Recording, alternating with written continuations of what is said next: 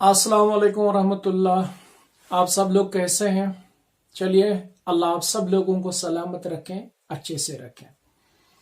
आज के लेक्चर में हम बात करेंगे जो मोनोपोली फॉर्म ऑफ मार्केट होता है, उसमें जो मोनोपोलिस्ट होता है, जो एक फर्म होती है या जो एक इंडस्ट्री होती है। यहाँ पर मोनोपोली फॉर्म ऑफ मार्केट में फर्म और इंडस्ट्री का मतलब एक ही होता है। तो यहां पर आज हम मोनोपोली फॉर्म ऑफ मार्केट में 3 कंडीशंस को पढ़ने जा रहे हैं शॉर्ट पीरियड ऑफ टाइम में या शॉर्ट रन टाइम पीरियड में। Number 1 super normal profits, number 2 normal profits and number 3 losses. Monopoly form of market वो होता है जहां पर एक मोनोपोलिस्ट जो है वो प्राइस मेकर होता है, ठीक है। और मोनोपोली फॉर्म ऑफ मार्केट में एवरेज रेवेन्यू कर्व डिमांड को भी रिप्रेजेंट करती है, उसको डिमांड कर्व भी कहते हैं। और एवरेज रेवेन्यू जो है वही प्राइस भी होता है, वही प्राइस भी रिप्रेजेंट करता है। यहां पर मोनोपोली फॉर्म ऑफ मार्केट एक ऐसा मार्केट होता है जहां पर industry as well as firm जो है दोनों का मतलब एक ही है, क्योंकि मोनोपोली फॉर्म ऑफ मार्केट में एक सिंगल सेलर होता है। तो बाकी जो भी इंपॉर्टेंट चीजें मोनोपोली फॉर्म ऑफ मार्केट के बारे में है इन टर्म्स ऑफ कैरेक्टरिस्टिक्स, आप उसका लेक्चर सुन सकते हैं। तो वहां पर एक डिटेल्ड लेक्चर मैंने दिया है। तो आज हम ये जानने की कोशिश करेंगे कि मोनोपोली फॉर्म ऑफ मार्केट में प्राइस एंड आउटपुट डिटर्मिनेशन कैसे होता है शॉर्ट पीरियड ऑफ टाइम में, और शॉर्ट पीरियड ऑफ टाइम में क्या लॉस हो सकता है, क्या सुपर नॉर्मल प्रॉफिट्स हो सकते हैं, क्या लॉसेस हो सकते हैं, अगर हो सकते हैं तो उनके लिए कंडीशंस क्या है, तो उनको हम कैसे दिखा सकते हैं एक ग्राफ के माध्यम से या एक डायग्राम की शक्ल में, ठीक है ना। सबसे पहले मैं आप लोगों को बता दूं कि जो मोनोपोली फॉर्म ऑफ मार्केट है, मोनोपोली फॉर्म ऑफ मार्केट में जब हम इक्विलिब्रियम कंडीशन की बात करते हैं, क्योंकि इक्विलिब्रियम कंडीशन जब जहां पर फिट होगी, जहां पर इक्विलिब्रियम होगा, उस इक्विलिब्रियम पॉइंट के बाद ही हम दिखा सकते हैं कि नॉर्मल प्रॉफिट्स है, सुपर नॉर्मल प्रॉफिट्स है या लॉसेस है। तो सबसे पहले ये देखना होगा कि इक्विलिब्रियम कंडीशन क्या है और इक्विलिब्रियम कंडीशन स्ट्रक होने के लिए किन कंडीशंस को सेटिस्फाई होना जरूरी है। और सबसे बड़ी बात कि जहां पर इक्विलिब्रियम होता है वो कंडीशन होती है या वो पॉइंट वैसा होता है जहां पर मैक्सिमम प्रॉफिट्स या ऑप्टिमम प्रॉफिट्स होते हैं। तो हम यूं कह सकते हैं कि मोनोपोली फॉर्म ऑफ मार्केट में जो प्राइस एंड आउटपुट कॉम्बिनेशन होती है वो कॉम्बिनेशन जहां पर इक्विलिब्रियम डिटरमिन होता है, ठीक है ना। तो उस इक्विलिब्रियम पे जो आउटपुट होता है और जो प्राइस होता है वो भी साइमल्टेनियसली वहां पर डिटरमिन होते हैं। यानी वो पॉइंट जहां पर इक्विलिब्रियम हो, उस इक्विलिब्रियम वाले पॉइंट पे इक्विलिब्रियम लेवल ऑफ आउटपुट और इक्विलिब्रियम लेवल ऑफ प्राइस दोनों साइमल्टेनियसली डिटरमिन होते हैं, ठीक है ना। चलो सबसे पहले हम शुरू करते हैं यहां से। यहां हम ये चीज देखने की कोशिश करेंगे कि ऑप्टिमम प्रॉफिट्स या मैक्सिमम प्रॉफिट्स के लिए जो कंडीशन है वो ये है कि वो इक्विलिब्रियम कंडीशन कहलाती है। और इक्विलिब्रियम कहां होगा? जहां पर मार्जिनल रेवेन्यू मार्जिनल कॉस्ट के बराबर होगा और मार्जिनल कॉस्ट कर्व जो है वो कट करेगी मार्जिनल रेवेन्यू कर्व को फ्रॉम बिलो, ठीक है ना। ये दो कंडीशंस पहले सेटिस्फाई करनी होंगी इक्विलिब्रियम के लिए। यहां पर जो हम कर्व्स इस्तेमाल करेंगे, एक तो हम कर्व इस्तेमाल करेंगे AR जिसको हम एवरेज रेवेन्यू कहते हैं, लेकिन मोनोपोली फॉर्म ऑफ मार्केट में एवरेज रेवेन्यू जो है कर्व वही डिमांड कर्व भी होती है और एवरेज रेवेन्यू जो है वही प्राइस भी होता है। कहां? मोनोपोली फॉर्म ऑफ मार्केट में। तो इसलिए आप इस चीज को यहां पर ध्यान में रखिए। दूसरी बात हम यहां पर इस्तेमाल करने जा रहे हैं that is called marginal revenue curve, ठीक है ना। लेकिन मोनोपोली फॉर्म ऑफ मार्केट में मार्जिनल रेवेन्यू कर्व जो है वो ट्वाइस सिटी पर होती है as compared to the average revenue curve. इसका मतलब ये हुआ कि मार्जिनल रेवेन्यू कर्व जो है वो नीचे होगी एवरेज रेवेन्यू कर्व से, लेकिन दोनों कर्व्स जो है डाउनवर्ड स्लोपिंग होती है, ठीक है ना।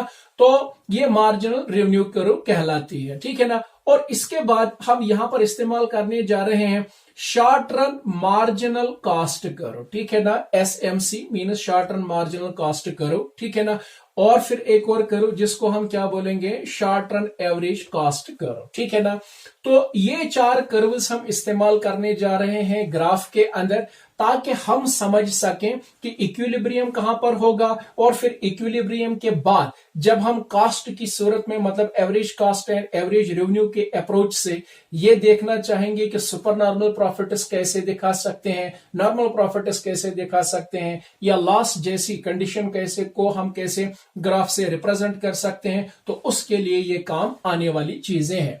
सबसे पहले आप लोगों को मैं यहां पर इस वाले ग्राफ पे लेकर आ रहा हूं, ठीक है ना। ये जो ग्राफ है इसका अगर हम नाम ले लेंगे यहां पर, फॉर एग्जाम्पल A1, ठीक है ना। A1 ग्राफ की तरफ आप देख लीजिए। हमने क्या करा, हमने सिंपली एक्स एक्सिस और वाई एक्सिस को यहां पर लिया, और एक्स एक्सिस पे हमने आउटपुट मेजर किया, या हम आउटपुट मेजर कर रहे हैं एक्स एक्सिस पर, और ये जो वाई एक्सिस है इसके ऊपर हम रेवेन्यू या कॉस्ट जो है मेजर करते हैं, ठीक है ना। इसके बाद यहां पर मैंने ये जो लाल रंग से एक डाउनवर्ड स्लोपिंग कर्व खींची है, इसको AR हम कहते हैं, मतलब ये एवरेज रेवेन्यू कर्व है।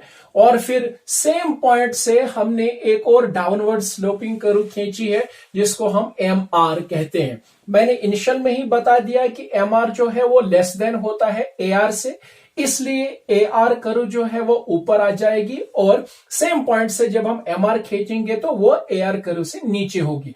ये AR एवरेज रेवेन्यू कर्व और ये MR, और AR जो है ये डिमांड को भी रिप्रेजेंट करेगी और ये प्राइस को भी रिप्रेजेंट करेगी, ठीक है ना।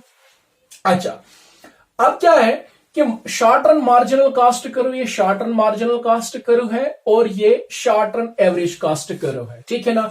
सबसे पहले अगर हम देखेंगे short run marginal cost curve का, सबसे पहले हम इस कंडीशन को सेटिस्फाई करने की कोशिश करेंगे। ये जो ए कंडीशन है, marginal revenue is equal to marginal cost, क्योंकि इक्विलिब्रियम पॉइंट जहां पर होगा, ठीक है ना, जहां पर marginal revenue is equal to marginal cost, और जहां पर मार्जिनल कॉस्ट कर्व कट करेगी मार्जिनल रेवेन्यू को फ्रॉम बिलो, तो उस वाले पॉइंट पे मैक्सिमम प्रॉफिट्स होंगे, या उस वाले पॉइंट पे ऑप्टिमम प्रॉफिट्स जो है मोनोपोलिस्ट को हासिल होंगे, ठीक है ना। तो इस कंडीशन को हम यहां पर कैसे रिप्रेजेंट करेंगे, देखिए ये जो है ये हमारी मार्जिनल रेवेन्यू कर्व है जो कि स्लोपिंग डाउनवर्ड है, और हम यहां से एक मार्जिनल कॉस्ट कर्व ड्रॉ करेंगे। ये जो मैंने थोड़ा मोटी लाइन यहां पर खींची है ऊपर की ओर, तो ये short run marginal cost curve है, ठीक है। ये short run marginal cost curve marginal revenue को पॉइंट E पर इंटरसेक्ट करती है, यहां पर ये जो पॉइंट E मैंने यहां पर लिखा, ठीक है ना। अब पहली कंडीशन तो यहां पर हमारी सेटिस्फाई हो रही है कि मार्जिनल रेवेन्यू कट कर रहा है मार्जिनल कॉस्ट कर्व, तो ये पॉइंट E पर है। अब अगर आप इस पॉइंट E को देखोगे, ठीक है ना, तो पॉइंट E से अगर हम इस ओर देखेंगे तो इस ओर हमें क्या देखने को मिलेगा कि यहां पर मार्जिनल कॉस्ट कर्व और मार्जिनल रेवेन्यू की अगर हम बात करेंगे तो यहां पर मार्जिनल रेवेन्यू जो है वो ऊपर है और मार्जिनल कॉस्ट कर्व जो है वो नीचे है। मतलब इस वाले पॉइंट से, मतलब यहां की ओर अगर हम बात करेंगे तो यहां पर मार्जिनल रेवेन्यू जो है वो ग्रेटर है in comparison to marginal cost. यानी हम दूसरे शब्दों में यूं कह सकते हैं, मोनोपॉलिस्ट के लिए किसी चीज को बनाने में जो कॉस्ट है वो कम लगता है इन कंपैरिजन टू उसी एडिशनल यूनिट से जो उसको रेवेन्यू प्राप्त होता है, हासिल होता है। मतलब फ्रॉम एडिशनल यूनिट उसको रेवेन्यू ज्यादा मिल रहा है और उसी एडिशनल यूनिट को बनाने में कॉस्ट कम लग रहे हैं। कहां? इस वाले सेक्शन में, ठीक है ना। और ये पॉइंट E जो है यहां पर ये दोनों एक दूसरे के बराबर होता है, मतलब marginal revenue is equal to marginal cost. लेकिन अगर हम इस इक्विलिब्रियम पॉइंट से इस वाले सेक्शन में हम बात करेंगे तो ये वाला जो है इसका एंटी पार्ट हो जाएगा। यहां पर मार्जिनल रेवेन्यू नीचे है और मार्जिनल कॉस्ट ऊपर है। इसका मतलब क्या हो गया कि यहां पर हर एडिशनल यूनिट को बनाने में मोनोपॉलिस्ट को ज्यादा पैसा लगता है निस्बतन जितना उस एडिशनल यूनिट से मोनोपॉलिस्ट को रेवेन्यू मिलता है। तो जाहिर सी बात है कि ये इसके लिए लाभदायी कंडीशन नहीं है, फायदे वाली कंडीशन नहीं है, ठीक है ना। तो इन दोनों के बीच में ये पॉइंट E जो है ये फिजिबल पॉइंट है, ये बेस्ट पॉइंट है मोनोपॉलिस्ट के लिए, क्योंकि यहां पर इसको क्या मिलता है, marginal revenue is equal to marginal cost. और ये कंडीशन इकोनॉमिक्स में वो होती है जहां पर मोनोपोलिस्ट को मैक्सिमम या ऑप्टिमम प्रॉफिट्स जो है मिलते हैं, ठीक है ना। इस पॉइंट ई से अगर हम एक ऑर्डिनेट एक्स एक्सिस पे डालेंगे तो ठीक है, ये एक्स एक्सिस को टच करेगा पॉइंट क्यू पे, ठीक है ना। क्योंकि एक्स एक्सिस पे हम आउटपुट मेजर करते हैं तो इसलिए ओ क्यू जो है ये इक्विलिब्रियम लेवल ऑफ आउटपुट कहलाएगा, ठीक है ना। क्या कहलाएगा, इक्विलिब्रियम लेवल ऑफ आउटपुट। हमने क्या करा, पॉइंट ई से हमने एक ऑर्डिनेट, ठीक है ना, डाला और उसको एक्स एक्सिस के साथ टच करा दिया, तो इसलिए एक्स एक्सिस पर आउटपुट मेजर करते हैं तो ओ क्यू लेवल क्या कहलाएगा, इक्विलिब्रियम लेवल ऑफ आउटपुट, ठीक है ना। अब इसी पॉइंट से ये जो पॉइंट ई है, इस ऑर्डिनेट को अगर हम और एक्सटेंड करेंगे और इसको अगर हम एवरेज रेवेन्यू कर्व से टच करा देते हैं यहां पर, ठीक है ना, तो ये जो पॉइंट एन है, ठीक है ना, तो ये पॉइंट एन जो है ये टच कर रहा है, मतलब ये ऑर्डिनेट जो हमने डाला था इसको एक्सटेंड किया तो एवरेज रेवेन्यू के साथ ये टच कर रहा है पॉइंट एन से, जिसको हम रिप्रेजेंट कर रहे हैं। तो हम कह सकते हैं कि ये जो इक्विलिब्रियम पॉइंट है इस पे जो ओक्यू लेवल ऑफ आउटपुट है ये इक्विलिब्रियम लेवल ऑफ आउटपुट है, और यहां पर जो प्राइस है चाहे आप एन क्यू बता दीजिए या फिर आप ओ पी बता दीजिए, ठीक है ना, तो ये इक्विलिब्रियम प्राइस कहलाएगा, ठीक है ना। और ये जो प्राइस डिसाइड हुआ है क्योंकि ये एवरेज रेवेन्यू कर्व की वजह से हुआ है, ठीक है ना। तो इसका मतलब ये हुआ कि ये इक्विलिब्रियम लेवल ऑफ प्राइस है और ये इक्विलिब्रियम लेवल ऑफ आउटपुट है, ठीक है ना। लेकिन जब ऐसा combination of price and output determination होगा या ऐसा कंडीशन या ऐसी कॉम्बिनेशन ऑफ यानी प्राइस आउटपुट होगा जहां पर, या ऐसा आउटपुट होगा, आउटपुट लेवल होगा जहां पर मार्जिनल रेवेन्यू मार्जिनल कॉस्ट के बराबर होगा और मार्जिनल कॉस्ट कर्व कट करेगी मार्जिनल रेवेन्यू कर्व को फ्रॉम बिलो, ठीक है ना। तो वहां से अगर हमें प्रॉफिट्स को देखना होगा या सुपर नॉर्मल प्रॉफिट्स को देखना होगा या लॉस जैसी कंडीशन को चेक करना होगा तो हम relative levels of average revenue and average cost का इस्तेमाल करते हैं, ठीक है ना। यानी हम एवरेज रेवेन्यू और एवरेज कॉस्ट के एतबार से या उनकी मदद से इस चीज को दिखा सकते हैं, देख सकते हैं या चेक कर सकते हैं कि मोनोपोलिस्ट जो है क्या उसको प्रॉफिट सुपर नॉर्मल मिल रहे हैं या फिर उसको नॉर्मल प्रॉफिट्स मिल रहे हैं या फिर उसको लॉस हो रहा है। तो उन सभी कंडीशंस को दिखाने के लिए हम average revenue and average cost की यहां पर मदद लेते हैं, ठीक है ना। तो अगर इस कॉन्टेक्स्ट में हम एवरेज कॉस्ट की बात करें और एवरेज रेवेन्यू के कॉन्टेक्स्ट से समझाने बैठे तो यहां पर एक कर्व मैं खींच रहा हूं या मैंने खींची है जिसको हम short run average cost curve कहते हैं।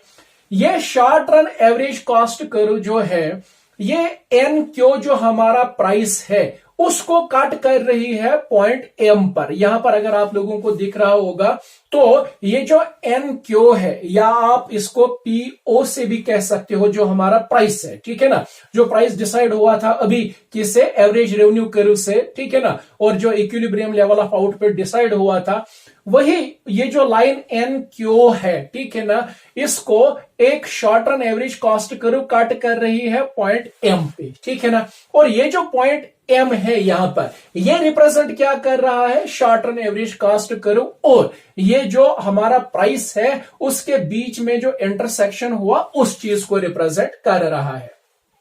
अब मसला यहां पर यह है, आप लोगों को पता है कि शॉर्ट रन एवरेज कॉस्ट या हम यूं कह सकते हैं कि मार्जिनल कॉस्ट और एवरेज कॉस्ट का आपस में एक रिलेशनशिप होता है।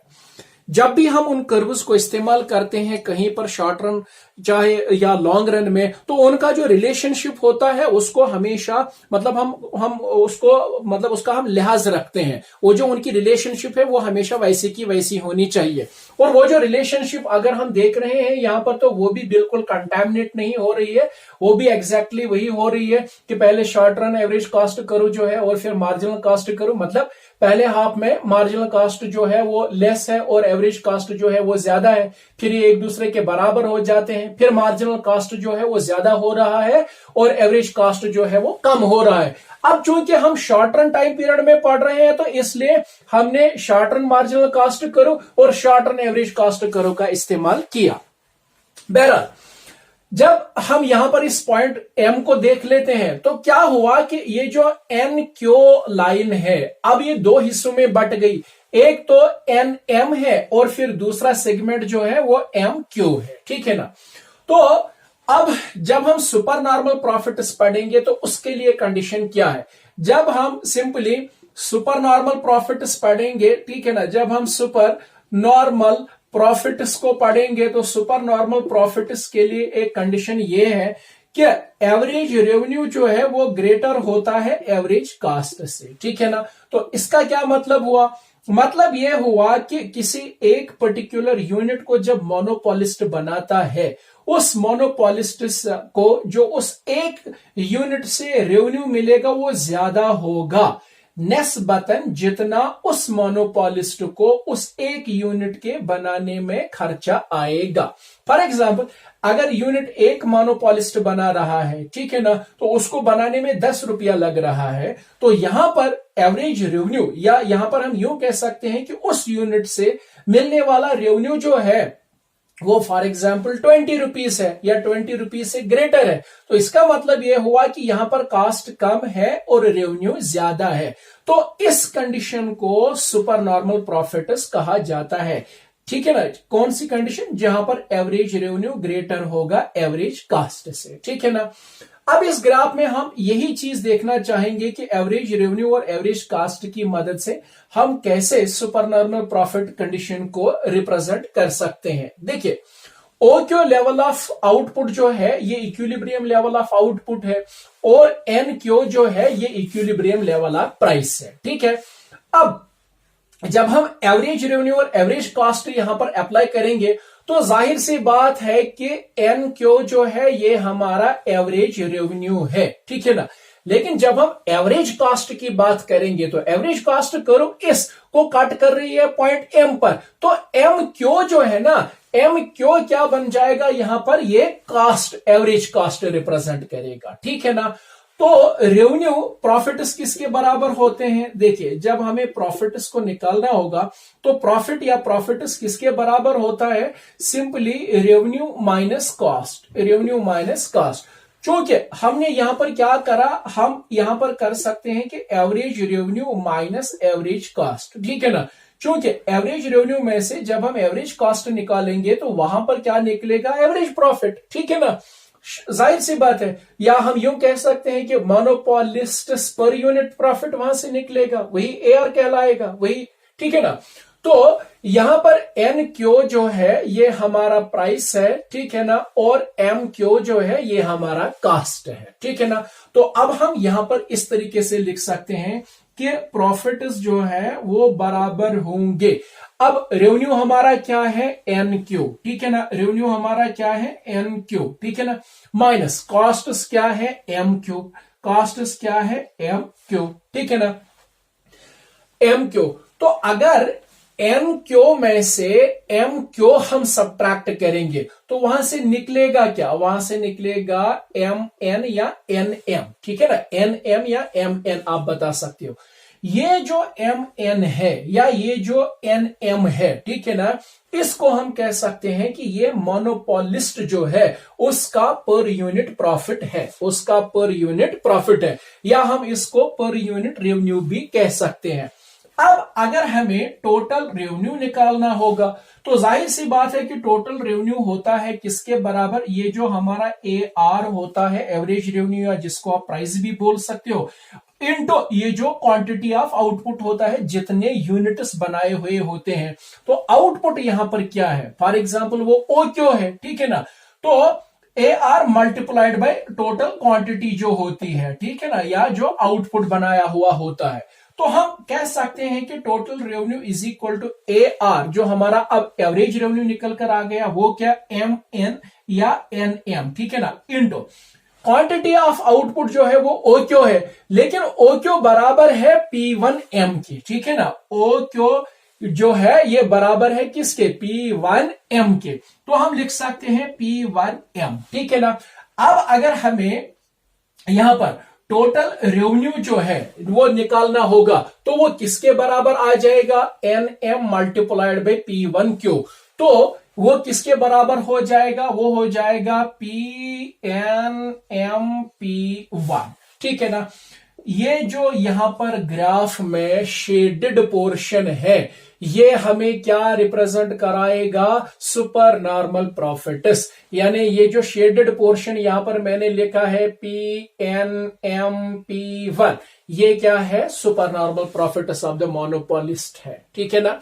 इन a short run time period में सुपर नॉर्मल प्रॉफिट्स के बराबर ये शेडेड एरिया है। क्यों? क्योंकि अगर आप देखोगे ये एन क्यू जो है ये हमारा प्राइस है और एम क्यू जो है ये हमारा कास्ट है। ठीक है ना। लेकिन हम यहां पर यूनिट के हिसाब से ले रहे हैं। ठीक है ना, एवरेज के हिसाब से ले रहे हैं। तो जाहिर सी बात है कि जब इस वाले एन क्यू में से एम क्यू घटा दिया जाएगा तो बचेगा क्या, एन एम। ठीक है ना। तो N M मोनोपोलिस्टस per unit revenue है। और जब हम उसको मल्टीपल करेंगे आउटपुट के साथ, इन्हें आउटपुट क्या है, ओक्यू लेवल। ठीक है ना। क्वांटिटी क्या है, ओक्यू। तो ओक्यू की जगह हम P1M का इस्तेमाल करेंगे। ठीक है ना। तो जाहिर सी बात है कि यहां से ये जो रेक्टेंगल की सूरत में शेडेड एरिया है ये रिप्रेजेंट करेगा किसको, सुपर नॉर्मल प्रॉफिट्स को। क्योंकि यहां पर मैंने लिखा टोटल रेवेन्यू। ठीक है ना। यानी ये इसका टोटल रेवेन्यू आएगा। तो इसका मतलब ये हुआ कि यही वाला सेगमेंट जो है, यही वाला पोर्शन जो है ये रिप्रेजेंट करेगा क्या, सुपर नॉर्मल प्रॉफिट्स को। ठीक है ना। आप इसको इस तरीके से भी लिख सकते हो। अगर हम यहां पर टोटल रेवेन्यू देखेंगे, ठीक है ना, तो टोटल रेवेन्यू किसके बराबर होगा, OQNP। ठीक है ना। टोटल रेवेन्यू बराबर होगा OQNP। ठीक है ना।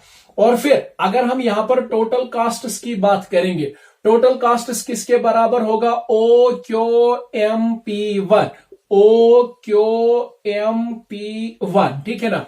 तो टोटल रेवेन्यू में से जब टोटल कास्ट निकाला जाएगा तो वहां पर क्या बचेंगे, प्रॉफिट्स। ठीक है ना, सुपर नॉर्मल प्रॉफिट्स। तो अगर इन दोनों का हम डिफरेंस देखेंगे तो वो डिफरेंस क्या रहेगा, वो निकलेगा PN। ठीक है ना, MP1। वही ये शेडेड पोर्शन है। तो चाहे आप इस एतबार से देख लीजिए, चाहे आप इस लीजिए, ये दोनों चीजें रिप्रेजेंट करती हैं क्या, मोनोपोलिस्ट फॉर्म ऑफ मार्केट में एक मोनोपोलिस्ट के लिए सुपर नॉर्मल प्रॉफिट्स। और यहां पर ये जो है ये सेगमेंट ये हमें दिखा रहा है कि सुपर नॉर्मल प्रॉफिट्स। आई बात समझ में।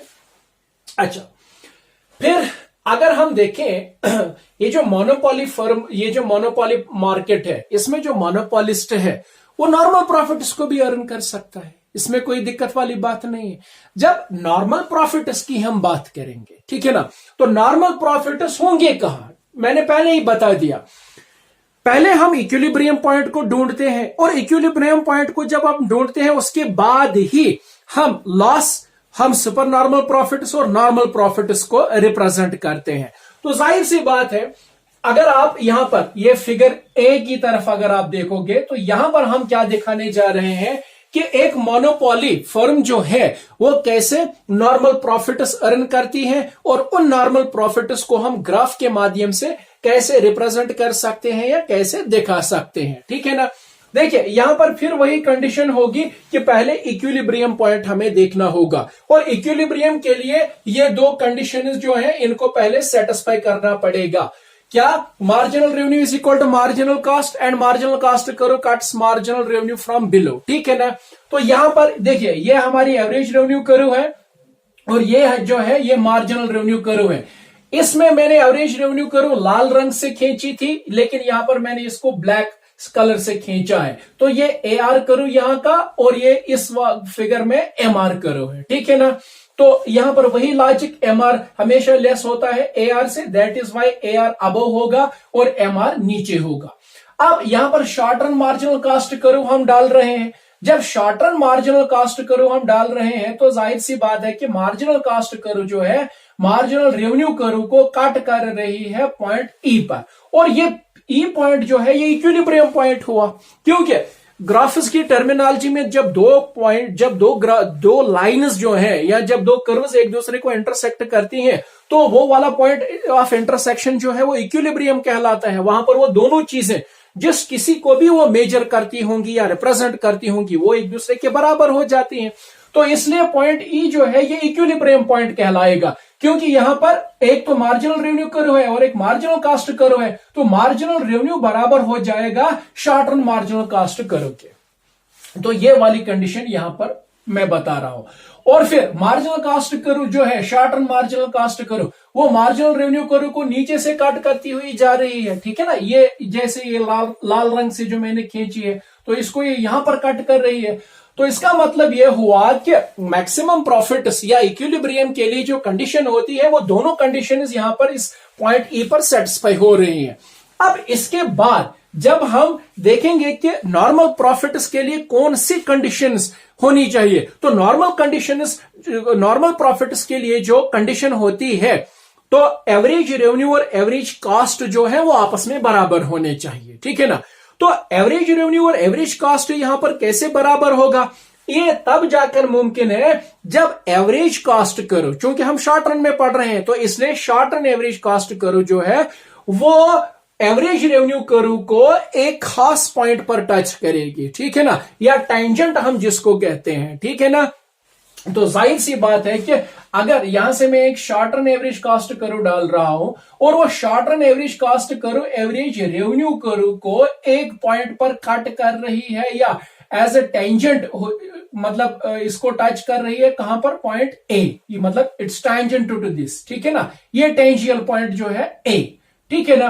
तो इस वाले पॉइंट पे होगा क्या, इस वाले पॉइंट पे, इस पोजीशन पे शॉर्ट रन एवरेज कॉस्ट बराबर होगा एवरेज रेवेन्यू के, या हम यूं कह सकते हैं कि इस टेंजियल पॉइंट ए पे, ठीक है ना, एवरेज रेवेन्यू बराबर होगा शॉर्ट रन एवरेज कॉस्ट के। जब ये दोनों चीजें आपस में बराबर होंगी तो ये वो जगह होगी जहां पर नॉर्मल प्रॉफिट्स होंगे। क्यों, क्या नॉर्मल प्रॉफिट्स जो होते हैं वो इंक्लूड होते हैं कहां पर, यानी वो जो नॉर्मल प्रॉफिट्स होते हैं वो किस में होता है, short run average cost curve में, या वो उसमें वो इसमें ऑलरेडी इनकॉर्पोरेट होते हैं, उसको हम ऐसे ही रिप्रेजेंट करते हैं। तो ये जो टेंजियल पॉइंट ए है, ठीक है ना। अब देखिए ये इक्विलिब्रियम है, इक्विलिब्रियम प्राइस पे OQ level of equilibrium output है, ठीक है ना। और इसको जब हम थोड़ा एक्सटेंड करते हैं तो ये टच करता है एवरेज रेवेन्यू से, तो इसका मतलब ये हुआ कि ए क्यू जो है वो एवरेज रेवेन्यू है और ओ क्यू जो है ये इक्विलिब्रियम लेवल ऑफ आउटपुट है, या ए क्यू जो है ये इक्विलिब्रियम लेवल ऑफ प्राइस है, और ये प्राइस डिसाइड किससे हुआ, एवरेज रेवेन्यू कर्व से, ठीक है ना। अच्छा, इसके बाद क्या होगा, अगर हम यहां पर अब रेवेन्यू और कॉस्ट की बात करें, ठीक है ना, तो नॉर्मल प्रॉफिट्स के लिए कंडीशन क्या है, नॉर्मल प्रॉफिट्स, ठीक है ना, ये जो नॉर्मल प्रॉफिट्स है, नॉर्मल प्रॉफिट्स के लिए कंडीशन ये है कि एवरेज रेवेन्यू बराबर होना चाहिए एवरेज कॉस्ट के, ठीक है ना। अब यहां पर हम शॉर्ट रन एवरेज कॉस्ट का इस्तेमाल कर रहे हैं, तो हम यूं लिख सकते हैं कि average revenue is equal to short run average cost, ठीक है ना। अब देख लीजिए यहां पर जो हमारा रेवेन्यू है वो क्या है, ए क्यू, ठीक है ना, यहां पर जो रेवेन्यू है वो क्या है, ए क्यू, ठीक है। और अगर हम कास्ट की बात कर रहे हैं तो कास्ट भी तो ए क्यू ही है ना, तो कास्ट भी हमारा क्या है, ए क्यू। इसका मतलब ये हुआ कि जब रेवेन्यू भी ए क्यू है, कास्ट भी ए क्यू है, तो इसका मतलब ये हुआ कि there are normal profits, there are normal profits. तो आप इस चीज को, ये जो पॉइंट ए है, इसको आप क्या कह सकते हो कि ये वो वाला पॉइंट है जहां से हम एक लाइन अगर इधर की ओर खींचे तो ये हमारा क्या दिखा देगा, वो पॉइंट जहां पर नॉर्मल प्रॉफिट्स मोनोपोलिस्ट को मिल रहे हैं। अब अगर हम टोटल रेवेन्यू और टोटल कॉस्ट के एतबार से हम यहां पर देखेंगे, ठीक है ना, देखिए अगर हम टोटल रेवेन्यू यहां पर देखेंगे, टोटल रेवेन्यू किसके बराबर है, ओ क्यू ए पी, ठीक है ना, टोटल रेवेन्यू किसके बराबर है, ओ क्यू ए पी, ठीक है ना।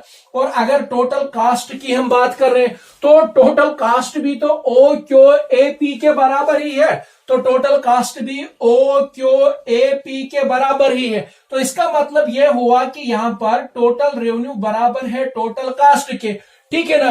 तो जाहिर सी बात है कि ये वो कंडीशन होती है जहां पर नॉर्मल प्रॉफिट्स होते हैं, क्योंकि मैंने आप लोगों को बता दिया जो नॉर्मल प्रॉफिट्स होते हैं वो नॉर्मल प्रॉफिट्स इनकॉर्पोरेट होते हैं किस में, ये जो एवरेज मतलब कॉस्ट होता है, एवरेज कॉस्ट में वो ऑलरेडी इनकॉर्पोरेट होते हैं। तो यहां पर ये वो जो पॉइंट है, यहां पर एवरेज रेवेन्यू जो है वो एवरेज कॉस्ट के बराबर है, ठीक है ना। तो इसका मतलब ये हुआ कि यहां पर मोनोपोलिस्ट जो है उसको सिर्फ नॉर्मल प्रॉफिट्स मिलेंगे। और मैं जैसे पहले बता चुका हूं कि नॉर्मल प्रॉफिट्स जो होते हैं वो इंक्लूड होते हैं किसमें, जो एवरेज कॉस्ट ऑफ प्रोडक्शन होता है उसमें इंक्लूड होते हैं। तो therefore monopolist here earns only normal profits, ठीक है ना।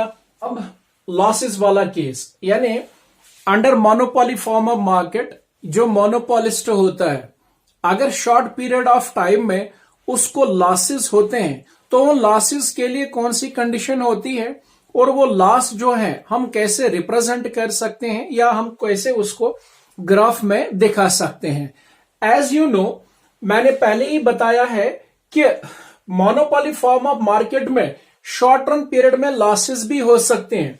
तो लॉसेस के लिए कंडीशन जो है वो ये है कि एवरेज रेवेन्यू जो होगा वो लेस देन होगा एवरेज कॉस्ट से, या दूसरे लफ्जों में हम कह सकते हैं कि एवरेज कॉस्ट जो है वो ग्रेटर होगा एवरेज रेवेन्यू से, ठीक है ना। चूंकि अब हम यहां पर short run average cost curve का इस्तेमाल करते हैं, ठीक है ना, तो हम यूं कह सकते हैं कि यहां पर short run average cost curve जो है वो ग्रेटर होगा किससे, एवरेज रेवेन्यू से, ठीक है ना। तो इस कंडीशन को अगर हम ग्राफ से यहां पर समझने की कोशिश करेंगे, एज यू नो कि हम एक्स एक्सिस लेते हैं और वाई एक्सिस लेते हैं। एक्स एक्सिस पे हम मेजर आउटपुट करते हैं और वाई एक्सिस पे हम रेवेन्यू एंड कॉस्ट को मेजर करते हैं, ठीक है ना। यहां पर जो बेसिक इक्विलिब्रियम की कंडीशन है वो बिल्कुल वही रहेंगी कि marginal revenue is equal to marginal cost और marginal cost curve cuts marginal revenue curve from below, और वो वाला पॉइंट यहां पर आपको देखने को मिलेगा, ये जो पॉइंट ई है, ठीक है ना।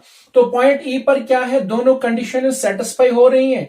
मार्जिनल रेवेन्यू कर्व को मार्जिनल कॉस्ट कट कर रही है, ठीक है ना, और मार्जिनल कॉस्ट कर्व कट कर रही है नीचे से। तो मतलब पॉइंट ई जो है ये इक्विलिब्रियम कहलाएगा।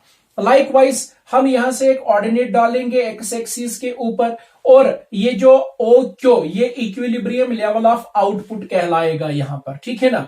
और इस ऑर्डिनेट को जब हम टच कराएंगे किसके साथ, एवरेज रेवेन्यू कर्व से, तो बी क्यू जो है ये प्राइस बन जाएगा, या ओपी जो है ये प्राइस बन जाएगा determined by the average revenue curve, ठीक है ना। अब मसला ये है कि यहां पर जब हम पहुंचते हैं, ये जो पॉइंट बी है, यहां पर जब हम एवरेज वेरिएबल कॉस्ट कर्व डालते हैं, ठीक है ना, तो आप लोग जानते हैं कि एवरेज वेरिएबल कॉस्ट जो है ये पॉइंट बी पर जो है ये टेंजियल पॉइंट होता है, ठीक है ना। और टेंजियल पॉइंट पे एवरेज कॉस्ट कर्व जो है वो बराबर हो जाएगा एवरेज रेवेन्यू कर्व के, ठीक है ना। या हम यूं कह सकते हैं कि हम यूं कह सकते हैं कि एवरेज वेरिएबल कॉस्ट जो है वो बराबर हो जाएगा एवरेज रेवेन्यू के, यानी हम कह सकते हैं कि average revenue is equal to average variable cost, क्योंकि ये यहां पर जो पॉइंट बी है ना, इस पॉइंट बी पर ये जो एवरेज वेरिएबल कॉस्ट कर्व है वो टेंजेंट है किसको, एवरेज रेवेन्यू कर्व को। तो ये जो पॉइंट बी टेंजियल पॉइंट है, यहां पर एवरेज रेवेन्यू बराबर हो जाएगा एवरेज वेरिएबल कॉस्ट के, और आप कह सकते हो कि एवरेज वेरिएबल कॉस्ट बराबर होगा एवरेज रेवेन्यू कर्व के, या एवरेज रेवेन्यू के बराबर, ठीक है ना। मतलब ये जो प्राइस यहां पर है क्यू बी, ठीक है ना, इस प्राइस से जो फर्म प्रोडक्ट बनाती है, जो फर्म प्रोडक्शन करती है, ठीक है ना, तो इस प्राइस से सिर्फ जो एवरेज वेरिएबल कॉस्ट होता है ना, फर्म सिर्फ वो कवर कर पाती है। आप समझ रहे हैं ना, यानी जो कोई एक यूनिट फर्म बनाती है यहां पर, या इंडस्ट्री बनाती है, या जो मोनोपोलिस्ट बनाता है, उस एक यूनिट में जो एवरेज वेरिएबल कॉस्ट होता है वो एवरेज वेरिएबल कॉस्ट कवर होता है किस, इस प्राइस से जो यहां पर डिटरमिन हुआ है, ठीक है ना, जिसको हमने नाम दिया है बी क्यू, यानी बी क्यू बराबर होता है उस जो यूनिट बना हुआ है उसमें जो एवरेज वेरिएबल कॉस्ट है, वो एवरेज वेरिएबल कॉस्ट बराबर होता है इस प्राइस के बराबर। लेकिन यहां पर अगर देखा जाए, फर्म को तो लॉस बियर करना पड़ रहा है, और वो जो फिक्स्ड कॉस्ट्स यहां पर होते हैं, ठीक है ना, एवरेज वेरिएबल कॉस्ट तो चूंकि उसका कवर हो रहा है, लेकिन जो फिक्स्ड कास्ट यहां पर है पर यूनिट का, वो तो लॉस की सूरत में चला जा रहा है। तो इसलिए ये ए बी जो है, ठीक है ना, ये यहां पर फिक्स्ड, यानी यहां हम कह सकते हैं कि ये फिक्स्ड कास्ट्स को रिप्रेजेंट करता है, और फिक्स्ड कास्ट्स यहां पर जिस चीज को रिप्रेजेंट करते हैं लॉसेस को, ठीक है ना। क्योंकि यहां पर अगर आप short and average cost curve है, वो अबव है किससे, एवरेज रेवेन्यू कर्व से। कितना अबव है, ए बी की हाइट का, ठीक है ना। तो इसलिए यहां पर जो मोनोपोलिस्ट है उसके लॉसेस जो हैं वो किसके बराबर होंगे, a P one b q b p, ठीक है ना। यानी ये जो लॉसेस हैं वो किसके बराबर हो जाएंगे, यहां पर वो हो जाएंगे for example p one a b and p, इस के बराबर, जिसको मैंने यहां पर शेडेड पोर्शन से, यानी जिस पोर्शन को मैंने यहां पर शेड किया करके रखा है, ये रिप्रेजेंट करेगा लॉसेस को यहां पर, ठीक है ना। अच्छा, दूसरी बात, ये जो यहां पर अगर मोनोपोलिस्ट बी क्यू से नीचे प्राइस कोई सेट करेगा, ठीक है ना, तो उस समय क्या कंडीशन रहेगी उसके लिए, उसको अपना बिजनेस बंद करना पड़ेगा, क्योंकि उस प्राइस से उसके एवरेज वेरिएबल कॉस्ट्स भी जो है, मतलब उनकी भी भरपाई नहीं हो पा रही है, तो इसलिए उसको अपना बिजनेस जो है बंद करना पड़ेगा। इसलिए ये जो पॉइंट बी है इसको टेक्निकली शट डाउन पॉइंट कहा जाता है, ठीक है ना। ये जो पॉइंट बी है इसको क्या कहा जाता है, याद रखिए, शट डाउन पॉइंट, ठीक है ना। तो ये होता है कि हम कैसे रिप्रेजेंट कर सकते हैं लॉसेस को। अब अगर आप यहां पर देखोगे, अगर हम यहां पर रेवेन्यू की बात करेंगे कि टोटल रेवेन्यू किसके बराबर है, टोटल रेवेन्यू बराबर है ओ क्यू बी पी, ठीक है ना। टोटल रेवेन्यू बराबर है ओ क्यू बी पी की, ठीक है ना। और फिर अगर आप टोटल कास्ट की बात करोगे तो टोटल कास्ट किसके बराबर है, o q a P one, ठीक है ना। टोटल कास्ट यहां किसके बराबर है, o q a P one, o q a P one के बराबर है, ठीक है ना। अब टोटल रेवेन्यू में से टोटल कास्ट घटा दीजिए, तो यहां पर बचता क्या है, यहां पर बचता है P B A P one, ठीक है ना। यानी P B A P one, ठीक है ना, P B A P one. तो ये जो यहां पर रेक्टेंगल है P B A P one, ये रिप्रेजेंट करता है किस चीज को, losses in the short run period of time of a monopolist in monopoly form of market। उम्मीद करता हूं कि इन ग्राफों से आप ये सब कुछ समझ गए होंगे, कैसे एक इकोनॉमी के अंदर, ठीक है ना, जो मोनोपोली फॉर्म ऑफ मार्केट है जहां पर एग्जिस्ट होता है, तो कैसे वहां पर ये सुपर नॉर्मल प्रॉफिट वाला केस हमने दिखा दिया, ठीक है ना, सुपर नॉर्मल प्रॉफिट, ठीक है ना। और फिर कैसे हम कह सकते हैं कि यहां पर जो नॉर्मल प्रॉफिट्स हैं, और फिर कौन सी कंडीशंस अप्लाई होती हैं जब एक मोनोपोलिस्ट जो है उसको लॉस फेस करने पड़ते हैं। तो इन ग्राफ्स के बदौलत मैंने आप लोगों को यहां पर समझाने की कोशिश की। उम्मीद करता हूं कि आप लोग इस चीज को समझ गए होंगे।